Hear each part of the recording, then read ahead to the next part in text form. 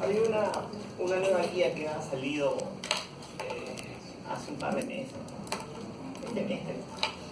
sobre neumonía, porque en sí la guía anterior era del año 2007, cuando manteníamos con esa. En realidad no había mayores cambios, algunas sugerencias antibióticas que puede revisar.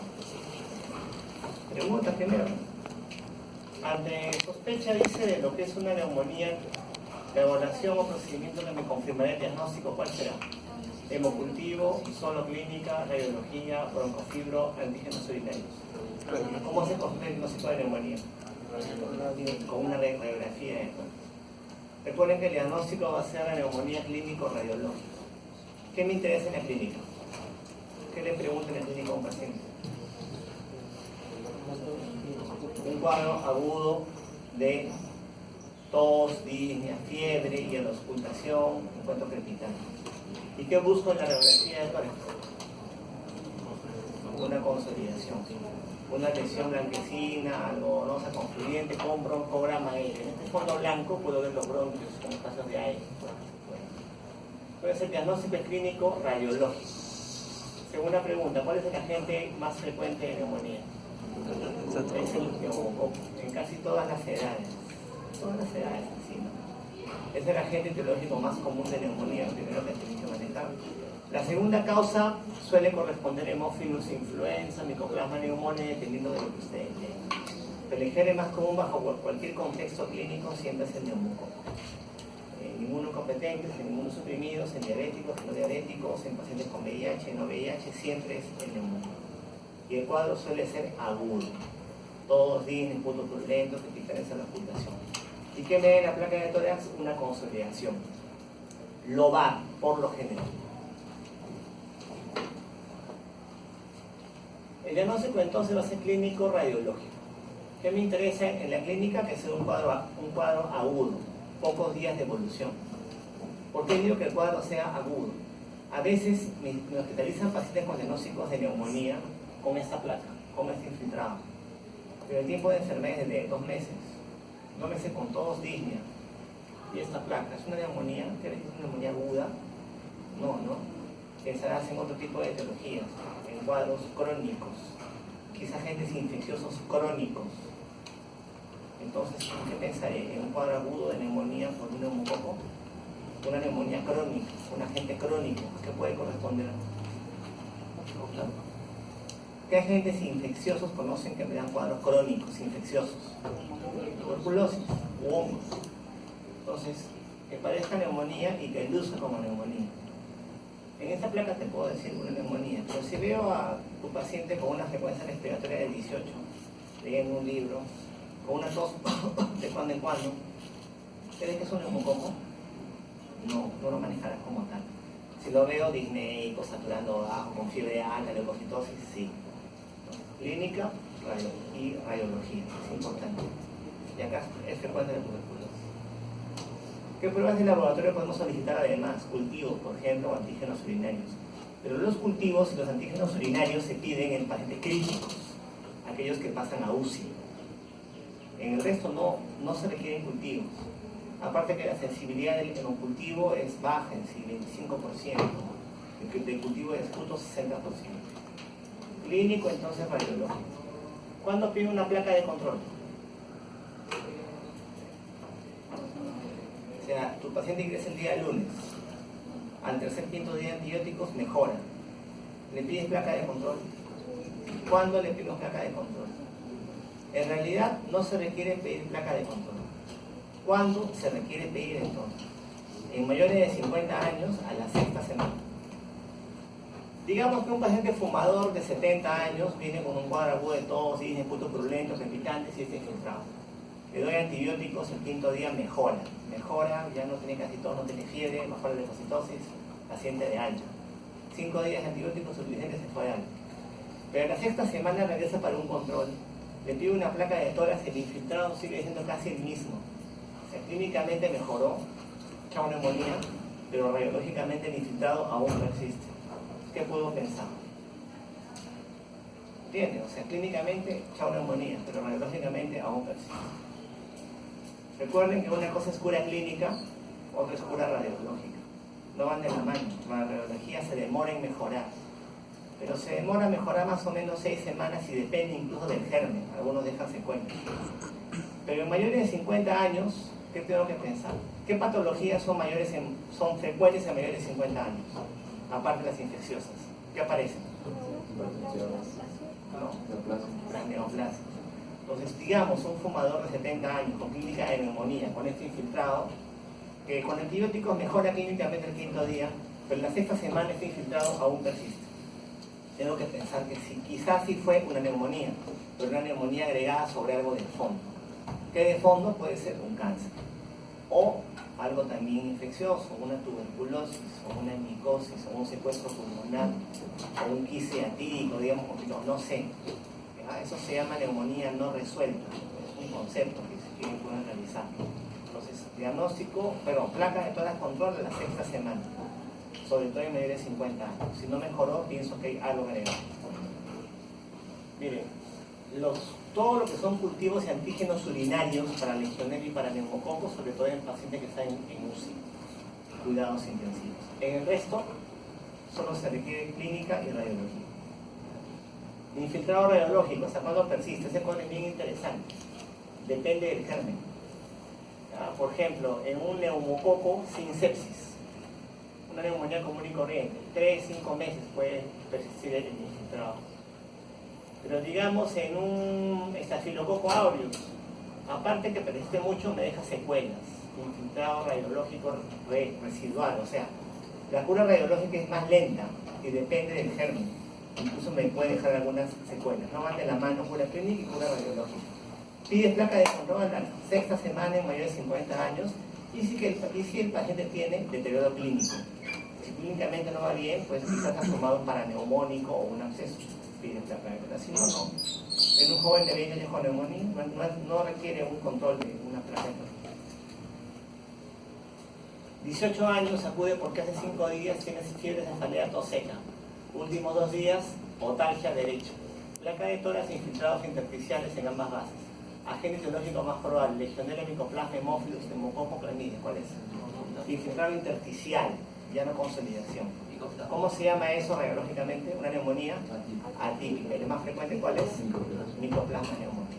El micoplasma neumonía, ¿a qué paciente suele atacar? Acuérdense, una pregunta de examen tiene varias partes, ¿no? Son los tips. Primero tienes el contexto del paciente. ¿Qué es el contexto? ¿A quién te presento? Un abuelo, un joven, un adulto, un diabético, un hipertenso, una comorbilidad. Luego el cuadro clínico y luego te ponen algún examen auxiliar, ¿no? Lo pueden poner también. La neumonía por micoplasma, ¿en quiénes ocurre? ¿En abuelos? Pacientes jóvenes, adultos jóvenes. ¿Cómo son los cuadros clínicos? Son pseudogripales, como una gripe fuerte, o sea, cefalea, mialgia, tos seca. Porque el germen, el infiltrado es intersticial, tos seca. Si no lo manejas, lo más probable es que se cure solito el paciente. Se cura solo, ¿no? Y la placa de tórax tiene un infiltrado intersticial bilateral. Contexto del paciente, cuadro clínico, alteración radiológica. ¿Qué otros agentes acá me pueden dar un cuadro parecido? Infiltrado intersticial. Solo micoplasma. Neumonías atípicas, melagos atípicos. Micoplasma, clamidia, legionela, virus, hongos. Me pueden dar ese cuadro. Pero por frecuencia, tú siempre marcas criterio de frecuencia. Varias pueden ser, pero tú marcas la respuesta más frecuente, la más probable, la más verdadera. Micoplasma neumonía. Entonces, neumonía típica, una típica consolidación. Mira, programa N. Neumonía típica no me da consolidación, me da patrón intersticial bilateral. Causa más común de neumonía típica, micoplasma neumonía, gente de Quito. Los atípicos se transmiten por vía aérea. Cuadro clínico, un cuadro pseudogripal. ¿Cómo va una gripe? Una influenza. ¿Cuál es su síntoma principal? Fiebre, tema cefalea, mucha cefalea, mialgias, tos seca. ¿Listo? Los ocultas puede que no encuentres nada, porque es intersticial. Tomas placa, un patrón intersticial bibasal, bilateral. Nada en la clínica, sí en la placa. ¿Cómo se llama eso? Disociación clínico-radiológica. Se ven los atípicos. Ahora, micoplasma tiene algunas complicaciones clásicas. Por ejemplo, meningitis bulosa. El tímpano se infla como un globo. Me duele el oído, o tal que tenía el paciente. ¿Qué más me da? Me genera autoinmunidad. Me puede dar Guillain-Barré, mielitis, Steven Johnson, eczema multiforme. Y también es común la presencia de crioglobulinas. Es común, me pueden desencadenar anemia inmune por anticuerpos. ¿Cómo se manejan los cuadros atípicos en general? Macrólidos o levofloxacino para manejo de cuadros atípicos, acitoclorito o levo. Otro agente es Legionella pneumófila, es atípico, se transmite por vía aérea, pero me da cuadros más severos de bronconeumonía. Esta Legionella vive dentro de acantamebas. ¿Qué es una acantameba? Una ameba de vida libre. ¿Vive en dónde la acantameba? En el agua. Agua como por ejemplo la que hay estancada en los conductos de aire acondicionado. Vive ahí dentro de las amebas de vida libre. Tú pones el aire acondicionado que está apagado todo el invierno, lo pones en verano y todo se disemina y ingresa por vía aérea. ¿Ya? La primera descripción de Legionella fue hecha en el año 80 y tantos, creo, 70 y tantos, no me acuerdo bien, en una convención de unos señores legionarios que se llamaban. ¿Ya? Y estos señores legionarios, muchos de ellos hicieron después de esa convención un cuadro clínico respiratorio agudo, severo, por eso que se le llamó Legionella, porque atajó a ese grupo de niños que se llamaban legionarios. ¿Ya? La cosa que este germen me da dos cuadros clínicos. Me da el cuadro más monce, el más leve, autolimitado, como una gripe fuerte, que es la fiebre de vómito. Tuviste tu legionelosis y nunca te diste cuenta, te curaste solito. Y el más severo, que se llama enfermedad de los legionarios o legionelosis. ¿Cómo me doy cuenta que puede ser ese cuadro? Es una neumonía severa, bronconeumonía. Por más que sea típico, me da consolidación y patrón intersticial. Una neumonía severa en un paciente que no debería tener neumonía severa, con compromiso extrapulmonar. Por ejemplo, me hacen miositis, hepatitis, hiponatremia, hematuria, trastorno de conciencia. En un paciente que no debería serlo. Por ejemplo, un abuelo de 95 años tiene una bronconeumonía con trastorno de conciencia, con falla renal, con falla hepática. ¿Se justifica? Se justifica, ¿no? Los ancianos hacen eso. Uno de ustedes no es una bronconeumonía con hematuria, proteinuria, ni ¿se justifica? No se justifica. Ya, ahí pienso legionellosis. Contexto, cuadro clínico. ¿No? ¿Cómo se diagnostica primero? Clásicamente antígeno urinario para legionela. ¿Cómo se maneja? No hay estudios acá, no se describe acá. Algunos dicen yo lo he visto, pero nadie lo reporta. Entonces, clásicamente el manejo es con levofloxacino en base a patrones de resistencia de los chinos. Los chinos que sí reportan eso tienen resistencia a macrólidos, por eso lo manejan con levo. Acá no sabemos cómo se prefiere sensibilidad. Atípicos para hacer caso, macrólidos o levo. Ahí estamos. 55 años, dialética, antecedentes una semana de haber sido tratada por forunculosis múltiple en glúteo derecho. Acude por fiebre digna, 2 días de evolución, placa de tórax, neumonía y consolidados en ambos campos con cavitaciones, con abscesos. Agente más probable. ¿Por qué aulos? Múltiples cavitaciones, pero absceso no solo me lo da aulos, también me lo da nerobios, Klebsiella, mismo neumococo. ¿Cuál es el contexto? Puerta de entrada. Puerta de entrada. Estafilococo aureus viaja por vía hematógena. Puerta de entrada. ¿Cuál puede ser tu puerta de entrada? Forunculosis, celulitis, artritis séptica, una vía central infectada, una droga-endovenosa, etc. Y como va por vía hematógena, se siente en ambos pulmones, una bronconeumonía con abscesos pulmonares múltiples. El antecedente puede ser sin antecedentes o diabético, pacientes con VIH, con fiebre renal, pero básicamente puerta de entrada. Estafilococo aureus. Ojo que pseudomonas, neumococo, legionela también pueden dar abscesos, cavitaciones, pero el contexto previo de una infección, una puerta de entrada, infiltrados bilaterales, va para estafilococo aureus. Son patrones radiológicos. Neumococo, consolidación global. La mayoría en base derecha. Hemophilus influenza, segunda causa de neumonía para algunas series, consolidación multiglobal. Consolidación acá, acá y acá. Suele ser sobre todo frecuente en pacientes con bronquitis crónica, sobre todo. Estafilococo aureus, contexto, puerta de entrada. Mira, absceso acá, consolidación acá, acá hay difusión pleural, empiema, seguramente, empiema, absceso. Puerta de entrada, abscesos pulmonares múltiples. Miren esa consolidación, miren acá la cisura. ¿Ya? Ahora miren la cesura que está acá, desplazada hacia abajo, neumonía pesada, desplazamiento cisural, típica neumonía de Klebsiella pneumoniae, desplazamiento cisural, neumonía pesada. Y de consolidación se dan cuenta que es homogénea, acá se está cavitando, se está obsedando. Esta neumonía suele presentarse en diabéticos, desnutridos, alcohólicos con EPOC. No estoy diciendo que es el más frecuente en diabético. ¿El gen más frecuente en diabético cuál es? Neumococo, como en cualquier paciente. Pero si se presenta esta neumonía, se suele presentar con más frecuencia en diabéticos. ¿Qué más me da? Un esputo característico, ¿no? En jarabe de grosella. El paciente bota y bota como una gelatina media rojiza, ¿no? Se sale un pulmón ahí. Esputo en jarabe de grosella. Entonces, pregunta de examen: paciente diabético con diagnóstico de neumonía, ¿el agente probable será? Neumococo, a secas. Paciente diabético con neumonía en lóbulo superior con desplazamiento cisular y un esputo rojizo, ¿el diagnóstico será? Klebsiella. Entonces no reclamen si pregunto paciente diabético con neumonía, neumococo, y no todos ustedes en el minuto 5, en la diapositiva 6 dijo Klebsiella. Ya me hicieron eso, por supuesto que el reclamo fue improcedente. Me puse 20 referencias ahí con todo el gusto del mundo. Bueno, neumonía estafilocócica, abscesos pulmonares múltiples, neumatoceles, empiema, neumotórax, puerta de entrada. ¿Cómo puede ser tu pregunta de examen? Paciente empieza con celulitis y a los días me hace disnea. Paciente ingresa con artritis séptica y hace un neumotórax y se le encuentra empiema, puede ser estafilococo aureus. La puerta de entrada, abscesos pulmonares múltiples. El estafilo siempre baja por vía hematógena. Si quieren estudiar un poquito más de eso, diferencien microbiológicamente el estafilococo aureus resistente hospitalario del comunitario. Hay un concepto, estafilococo aureus resistente adquirido en la comunidad. Ese es más peligroso todavía, ¿no? Es diferente porque produce una proteína que produce este tipo de abscesos. Para que puedan revisar. La Panton Valentin Leucocidin, la PBL.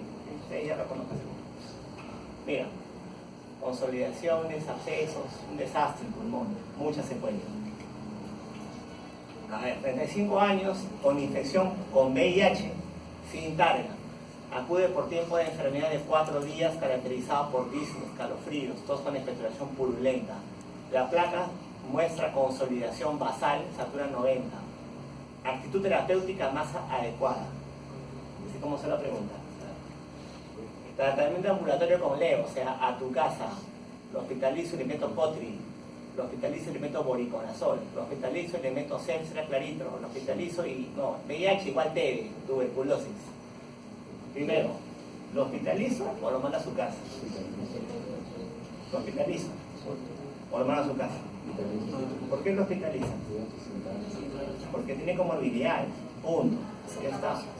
Doctor, pero el CUR, bueno, el CUR, PCI sirven, pero lo más importante es tu valoración clínica. Comorbilidades, se hospitaliza. Ya está. ¿Ah? O sea, no es leve. ¿Cuánto daría cotrimazol a un paciente con VIH y neumonía? Pensando en qué? Neumocistis. Ya. ¿Qué tengo para neumocistis? Contexto, VIH. Cuadro clínico, disnea, tos, aunque la tos suele ser seca. Pero ¿qué me falta para que me sugieran neumocistis? La placa no es de neumocistis. Placa, neumocistis es un patrón intersticial bilateral. Ahí sí, neumocistis. Pero neumocistis no me da consolidación basal, o sea, no es corto. No puede ser. Boriconazol, ¿cuándo marcaría Bori? ¿Qué hongo? Aspergilosis. ¿Qué tipo de aspergilosis? Son 5 tipos. Es la aspergilosis pulmonar invasiva. Aspergilosis pulmonar invasiva. Contexto, inmunosuprimido. Puede ser VIH, pero más común en neutropénicos, postquimio. Neutropénico con neumonía, paciente severo, yo le meto meropenem con vancomicina. No mejora el 5.º día, si no mejora con antibióticos amplio espectro, 2 posibilidades. O es un germen recontra resistente, que puede ser, o no es una bacteria, es un hongo. ¿Qué hongo pienso? Aspergillus. Ahí sí. O sea, si me cuentan esta misma historia, que le meto antibióticos y no mejora, ahí sí, posibilidad, Aspergillus invasivo, boriconazol. ¿Ya? Y por último, tuberculosis, no siempre no sea malo, ¿no? Manejar hospitalariamente una neumonía adquirida en la comunidad. Son las preguntas de Medicina 1. Ya, primera clase. Score Define. Este Score Define fue el score original para valorar hospitalización en pacientes con neumonía. Para valorar mortalidad. O sea, hay variables demográficas, clínicas, laboratoriales. Se suman, algunas se restan. Me dan un puntaje y veo la mortalidad. A partir de la clase de riesgo 3, para adelante, se sugiere hospitalizar al paciente por alta mortalidad. 1 o 2 se pueden ir a la casa. Muy sensible, muy específico para valorar al paciente. ¿Cuál es el problema? ¿Quién en emergencia tiene tiempo para valorar más de 20 variables sumado y restado? Nadie. Por eso que los europeos sacaron lo que es el CUR 65. C de confusión, U de urea más de 42, frecuencia respiratoria, presión arterial 65 años. Incluso algunos valoran lo que es el CRB 65, sin la uña, evidentemente clínico. Suman las variables y ¿qué tienes? 0 a 1 punto, mortalidad 1.5% a su casa. 2 puntos, casi 10% de mortalidad, se hospitaliza. 3 unos puntos, más de 20% de mortalidad, no solo se hospitaliza, sino que incluso pasa a UCI en 4 o 5. Los scores son para que tú los valores, pero lo más importante es tu apreciación clínica. ¿Por qué? Puedes tener un abuelito de 90 años, por ejemplo, el abuelito viene con su neumonía. A ver, abuelito, sabes su nombre, estás lúcido, muy bien. Urea está en 40, abuelito, respiratorio está en 18, mira, presión 170. Uy, abuelito, mira, 1 punto, te vas a la casita, ¿ya? El abuelo de 90 con neumonía lo mandas a la casa. O viene un paciente con VIH que es joven, con CD4 en 5, o sea, recontra inmunosuprimido. Tiene 20 años en pasa. A ver, hermano, oye, estás lúcido, urea, normal. Oye, mira, ni 1 punto tienes, tienes 20 años, ni 1 punto. Te vas a la casa, de verdad, doctor, de verdad, te vas a la casa. CUR no te valora comorbilidades. Te ayuda, pero no te determina. Lo más importante es su valoración clínica individual de cada paciente. Punto. Una vez que el paciente está hospitalizado, ¿cómo decimos si pasa a UCI o no? Criterios de la ISA. Obviamente un paciente que requiere ventilación y tiene shock séptico pasa a UCI, no hay mayor ciencia. O algunos criterios menores. Pero sobre todo shock séptico y ventilación mecánica pasa a UCI. Otros scores a los que les gusta leer esas cosas, SMART, bueno, siempre cada uno saca sus scores, ¿no? Pero digamos el gol estándar, el comparador siempre es el PSI, el Score Define. Ese comparador. Manejo, ahora sí. La guía de hace 2 semanas, creo que sea. Bueno, no ha cambiado mucho en sí, ¿no? Te pone 5 morbilidades o factores de riesgo para estafilococo resistente o pseudomonas aeruginosa. ¿Cuáles son los factores de riesgo para resistencia? O sea, al paciente ambulatorio lo divides sin factores de riesgo con factores de riesgo de resistencia. ¿Cuáles son los factores de riesgo de resistencia? Edad mayor de 60 años. ¿Qué más? Comorbilidades. Uso de antibióticos en los últimos 90 días.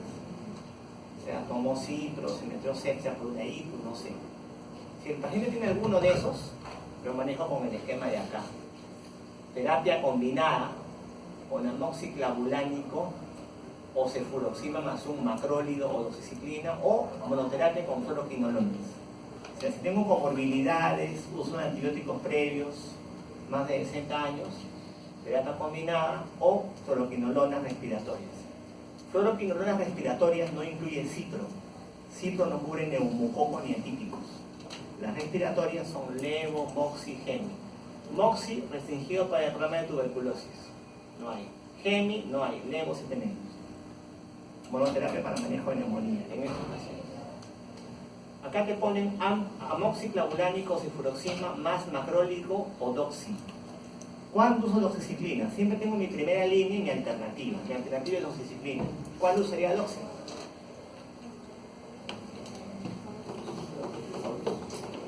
¿Cuándo preferiría usar doxi y no macrólidos? RAM de los macrólidos, síndrome de QT largos, pacientes con síndrome de QT largo o arritmias, a recibir macrólidos sin riesgo de hacer arritmias ventriculares, trozadas de Pons, doxi, en ese caso. Si no tengo comorbilidad, o sea, no tengo riesgo de resistencia, ¿cómo lo manejo ambulatoriamente?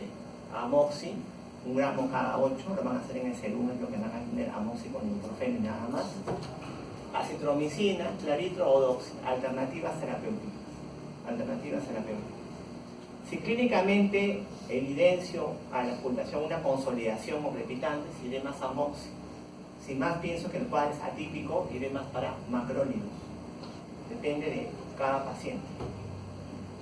Las guías europeas, por ejemplo, la anterior de 2009, no consideraba el manejo de macrólidos porque consideran que las neumonías atípicas por micoplasma se autolimitan, se curan solas. Ni siquiera es manejable. Disculpe. Neumonía. Había visto una pregunta que decía cuál es el mejor macrólido que se indica cuando hay una neumonía.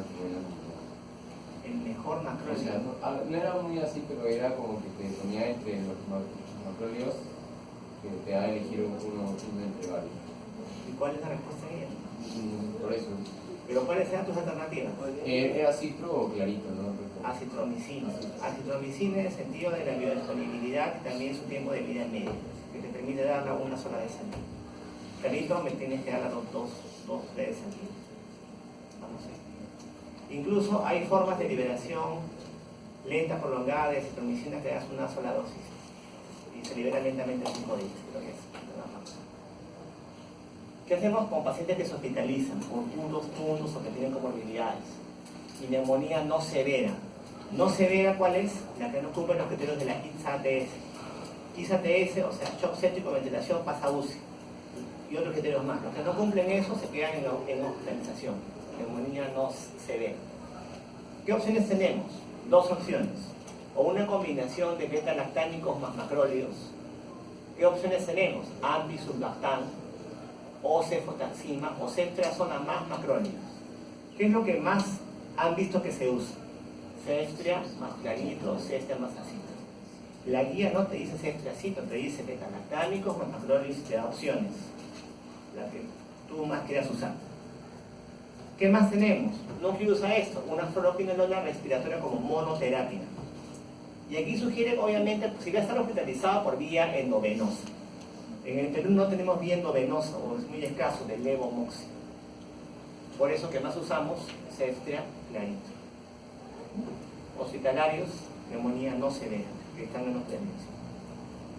Neumonía severa, que es que pasa a UCI. ¿Cómo maneja un uciólogo una neumonía adquirida en la comunidad? Muy parecido, beta-lactámicos, ya sea antisulbactán, cefotaxima o ceftriaxona, más un macrólido o una fluoroquinolona respiratoria. Usualmente se deja en esos casos es beta-lactámico como ceftriaxona más una fluoroquinolona respiratoria. Opciones terapéuticas. Obviamente el manejo debería ser por vía parenteral si es hospitalizado. ¿Cuánto tiempo lo dejo? Se ve después. Ahora, siempre el paciente va a recibir vía endovenosa. Puedes cambiar la vía oral tempranamente. ¿Qué requieres? Estabilidad clínica. O sea, si en las primeras 48 a 72 horas el paciente ya no tiene CIRS, ya no tiene taquicardia, taquipnea, baja leucocitosis sin fiebre, puedes cambiar la vía oral y continuar el manejo vía oral. Si empezaste con cefalosporina y macrólidos, le cambias a amoxi con macrólidos. Si empezar con fluoroquinolonas, continúas con fluoroquinolonas. ¿Cuánto tiempo lo dejo? ¿Hay días que se deje el manejo? No. Por lo menos vas a dejar obviamente 5 o 7 días. Pero tú vas a suspender el tratamiento igual si el paciente ya mantiene por lo menos 3 días de estabilidad clínica. O sea, los 3 días siempre revalúas tu antibiótico. ¿Cómo lo revalúas? Clínica y laboratorio. Clínica, que no tenga CIRS. Laboratorio, ¿qué puedes valorar?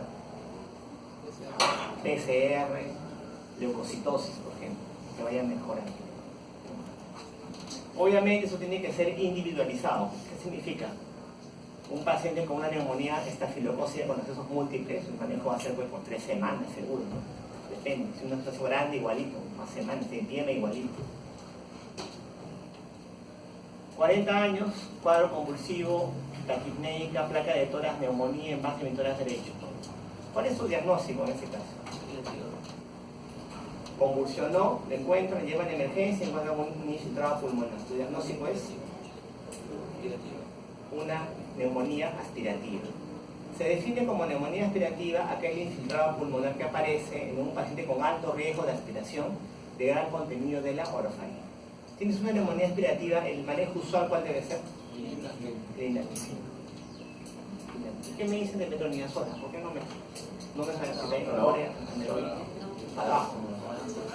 Lo que pasa es que Clinda me cubre también gram positivos, anaerobios y gram positivos, que se encuentran en la cavidad oral. Metro no me cubre esos gérmenes de la cavidad oral. Por eso prefiero clindamicina. Vamos a ver. Entonces, neumonía aspirativa, localización y riesgo, factores de riesgo para anaerobios. En sí, si les pregunto cuáles son los gérmenes que más se han aislado en pacientes con neumonía aspirativa, ¿qué me responden? Fusobacterium. O sea, ¿tú alguna vez has visto un cultivo que te diga que se ha aislado ese germen? Fusobacterium. Fusobacterium premotela, esas cosas. Yo nunca. El más común sigue siendo neumococo. Los anaerobios son de difícil cultivo, o sea, nunca los aíslas. Pero los piensas en algunos pacientes, en esos pacientes. Un criterio, por ejemplo, es secreción purulenta. A veces tú mandas franca, ¿sí? Acá crece algo y se juras. El cultivo es ausente, negativo. ¿Qué tienes que pensar? Anaerobios, justamente porque no crece en el cultivo. Sin embargo, ¿cuáles son los anaerobios que se han podido por ahí identificar? Los que vienen en la cavidad oral, ¿cuáles son? Los estreptococos anaeróbicos, ¿cuáles más? Fusobacterium y la prebotella. Aquí está.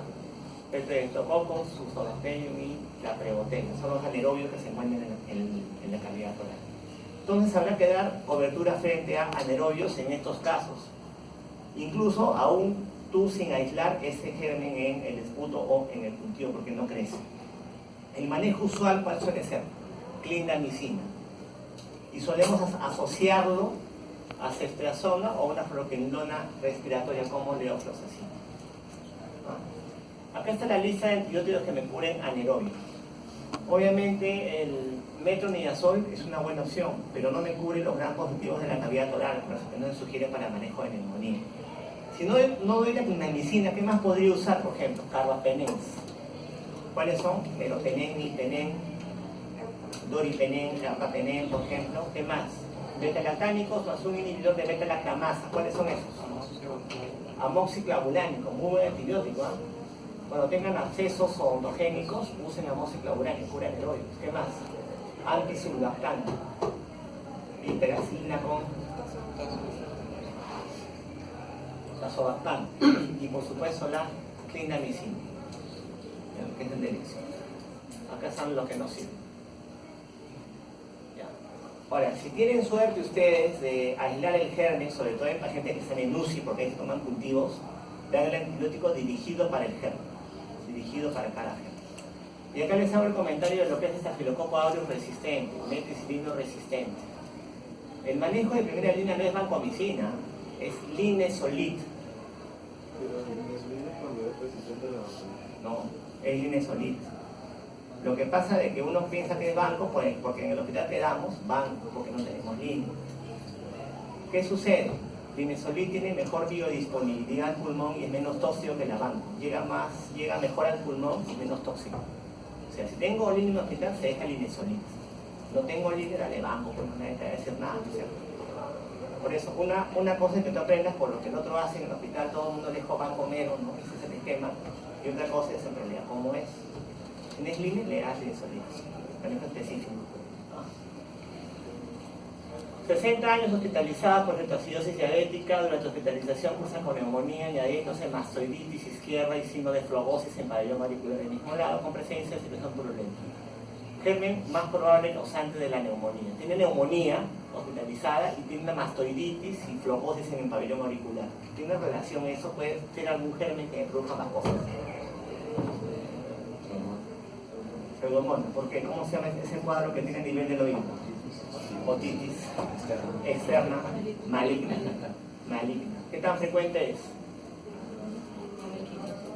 Ya. Primero, concepto de neumonía intrahospitalaria, punto de corte 48 horas de haber sido hospitalizado o de haber sido intubado para asociada a ventilación mecánica. El agente más frecuente depende de lo que tú leas. En el 12 de mayo puede ser uno, en el REA puede ser otro, depende de la flora del hospital. Pero va pues entre Pseudomonas y Staphylococcus aureus, por eso la pelea. ¿No? Ya. Ya, este es un paciente que tuvimos en nuestro hospital, con un interno. Este señor tenía cetoacidosis diabética, lo bajan de UCI, y tenía una ITU por pseudomonas. Estaba con antibióticos. Y un día el pabellón auricular comienza a ponerse flebótico. Luego necrótico y se le cae media oreja. Y el cultivo de acá me reveló el mismo germen de la ITU. Era una otitis externa maligna por pseudomonas. Un cuadro que se describe en quienes diabéticos. Y es por sepsis por pseudomonas. Partidos por foco se va el pabellón auricular. Entonces, estos son los cuadros clínicos que me puede dar lo que es la pseudomonas aeruginosa. NIH, bronquiectasias, enterocolitis neutropénica. Se localiza eso a nivel del ilion terminal, en pacientes con neutropenia. Ilion terminal, el ilion terminal se inflama en pacientes con neutropenia. Entonces, ¿cuál es el contexto del paciente neutropénico? ¿Cuál es la causa más común de neutropenia? Quimioterapia. O sea, paciente con linfoma en quimio. ¿Cuál sería el cuadro clínico? Si le digo que lo que se inflama es el ilion terminal, ¿dónde se encuentra el ilion terminal? ¿Tipo coño? ¿Qué flanco? ¿Dónde se encuentra? Posibilidad acá derecha. O sea, el cuadro que puede parecerse a una apendicitis. ¿Pero cuál es el contexto? Neutropenia. Tienes un neutropenia con un cuadro pseudoapendicular que vas a pensar en enterocolitis neutropénica por pseudomonas, diferente. Ojo, en ese contexto. No quiero que mañana en tu guardia un paciente con más burne enterocolitis por pseudomonas. No, en ese contexto tiene que ser. ¿Ya? Y el clima gangrenoso, que son lesiones ulcerativas necrosantes en pacientes también neutropénicos. Diferenciar con mucormicosis, con aspergilosis. Lo que les gusta. ¿Qué antibióticos me cura pseudomonas? A ver, primero, cefalosporina. ¿Cuáles? Ceftazidima, que es de tercera. Y de cuarta, cefepime. ¿Cuáles son las cefalosporinas de quinta generación? Ceftarolina, ceftobiprol. ¿Y qué me cubren esas? Estafilococo resistente, no tiene que ver nada con la negativa. Acá, pseudomonas, ceftazidima, cefepime. Muy bien. Fluoroquinolonas, ¿cuáles? Ciprolevo. Muy bien. Aminoglucósidos. Amicacina, ¿qué más? Gentamicina y tobramicina. ¿Qué más? Penicilinas de tercera generación, ¿cuáles son? Piperacilina con tazobactam. ¿Cuál más? El aticarcilina con ácido clavulánico. Ticarcilina, clavulanato y pipetazo. ¿Ya? ¿Qué más? Carbapenem, los ayudo con dos. Ni penen, meropenem. ¿Cuál es el otro? El ERTA es el único que no cubre pseudomonas. Y como no cubre ERTA pseudomonas, se usa para ITU. Porque ITU por pseudomonas no hay, es E. coli. O sea, ERTA para ITU. O sea, imipenem, meropenem y doripenem. ¿Se acuerdan de la película? Y monobactámicos. ¿Cuál es el único? Astronan. ¿Cuándo uso Astronan?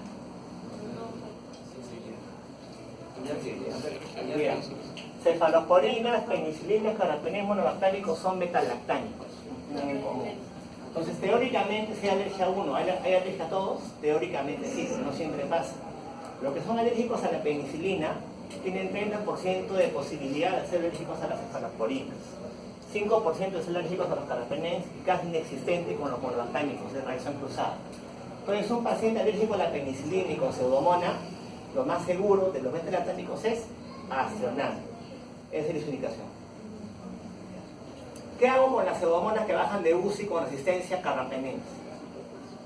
Colistina, que es una polimixina, la colistina. Colistina, resistencia a carbapenems. Y finalmente la fosfomicina, que solamente es útil en vía urinaria baja, solo cistitis, nada más. ¿Cómo manejo una infección por pseudomona? Normalmente con dos antibióticos. ¿Cómo es la combinación? Beta-lactámicos con no beta-lactámicos. Por ejemplo, ceftazidima con levo o cipro o amicacina. Beta-lactámicos con no beta-lactámicos. ¿Cuándo uso dos antibióticos antipseudomoniales? en los que tienen riesgo de resistencia. ¿Quiénes tienen riesgo de resistencia? Abuelos, comórbidos, uso de antibióticos previos. Ahí uso 2. Los que no tienen ninguno de esos, uso 1. En salas de medicina interna, ¿conocen algún paciente menor de 60 años, sin comorbilidades, sin uso de antibióticos previamente? Ese paciente no existe, ¿no es cierto? Por eso, la mayoría de veces usamos 2 antibióticos. Si por ahí uno de ustedes un día, no sé, es una fractura, se hospitaliza, es una... ¿no? Ese cuadro quizás sea con un antibiótico. En la mayoría de veces usamos 2. ¿Cuántos días se maneja una MIH? Mínimo 7 días. Se suspende el manejo con 72 horas de estabilidad clínica.